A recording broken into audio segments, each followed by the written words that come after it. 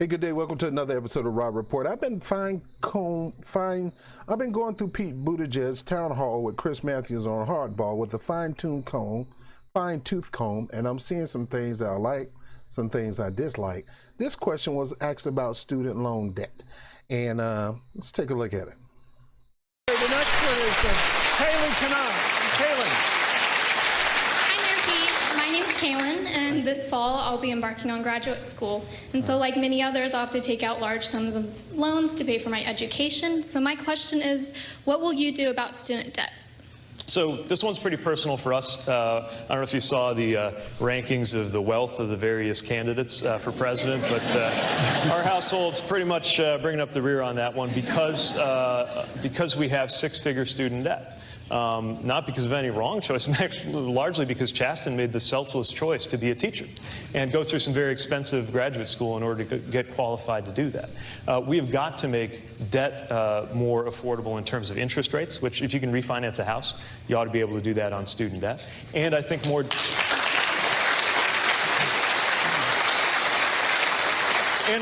generous programs for public service loan forgiveness so that you can get it forgiven. And then on the front end, I think we should massively expand Pell Grants, and this time actually peg it to inflation so you don't have to go to Congress every time you want to raise them. But I want to mention, and a bunch of other steps to make college more affordable. But I want to mention something else that I think is important that doesn't come up as often in the conversation about college affordability. And it's college should absolutely be more affordable. It should also be more affordable to live and work in this country if you haven't been to college.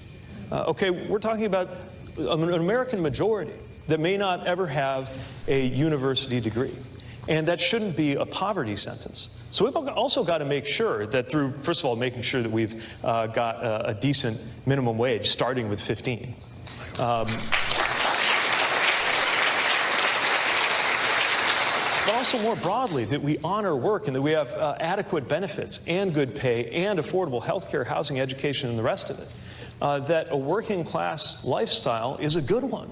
It ought to be possible in this country to be able to afford to have your kids go to school and to put food on the table, and even to be able to afford to be generous in some way to your little league, to your church, whether you have gone to college or not.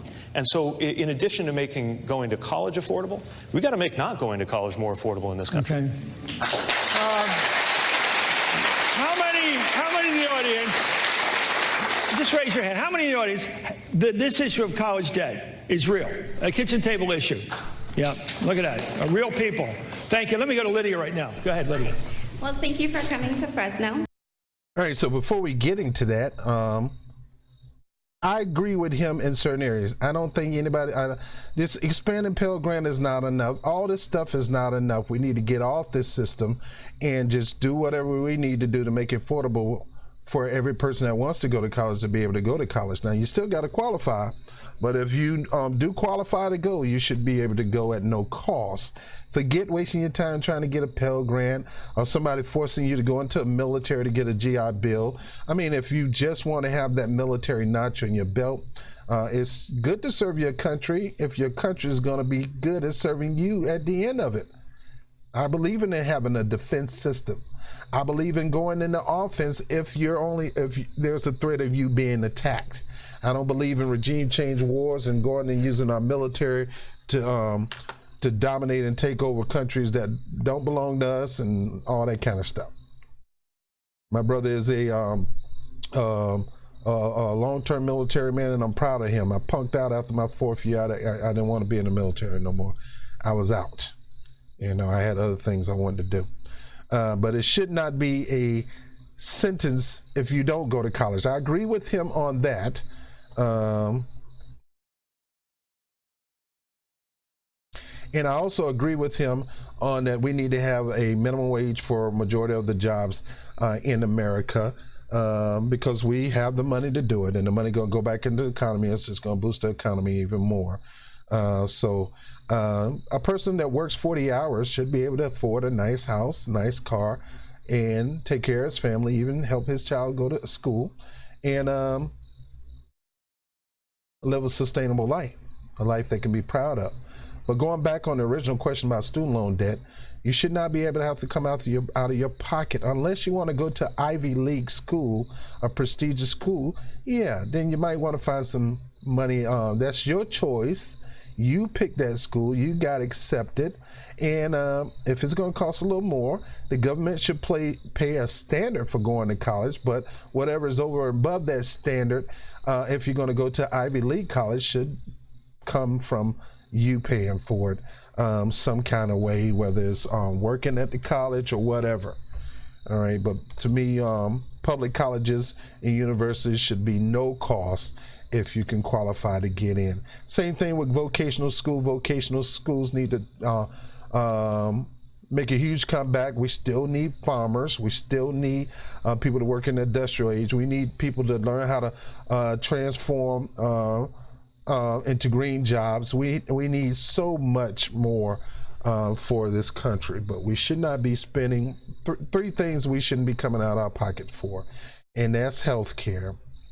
And we shouldn't be coming out of our pocket in a major way when it comes to public housing or affordable housing. And there should not be a lot of money coming out of your pocket, breaking the bank, when it comes to Medicare for all. So Medicare for all, health care, and affordable housing should be the major platform plank that if you work on those three things, you do so much tremendous value to the people of this country. I have more money. I don't have to go in debt trying to get the medical help that I need. I don't have to go in debt trying to pay for my brain to get bigger. And yet the money that I save for that can go into helping me pay for affordable housing, or helping me start a business, or helping me get some land. So anyway, good question. I'm not good with all the answer. Some stuff I agree with them, but a whole lot concerning education, I don't. Hey, thank you for watching that episode of The Rob Report. Before you go now, I need you to do two things for me. First thing, I want you to like the video if you liked it. Second thing, I want you to share it all across social media. And if you have not subscribed, please make sure you hit the subscribe button right now. Stop and do it. As Jimmy Dore says, sometimes you think you're subscribed, or you go check and find out you're not subscribed. So make sure you check that you're subscribed and hit the notification bell. That'll let you know when I put a new content out. I'm not a fan of Super Chat, so if you plan on giving to the efforts of Bob TV, make sure you do that through Bob TV NYC at paypal.me. Anybody who want to have free access to my Patreon channel, I'm trying to save you money on your cable bill. I ran into a program that I think everybody need, everybody can afford, and everybody should have, and that link is down there below. 5,000 plus channel, best sports package, and the best premium TV, and even international channels, and you can access this all over the world. Go ahead and check that out, get your free trial, and if you decide to support, become members of those two services, we'll go ahead and give you full access to the Patreon channel, and there's no cost to it. So my name is Robert Brown with The Rob Report. Thank you for watching. I'll holler at you later. Peace.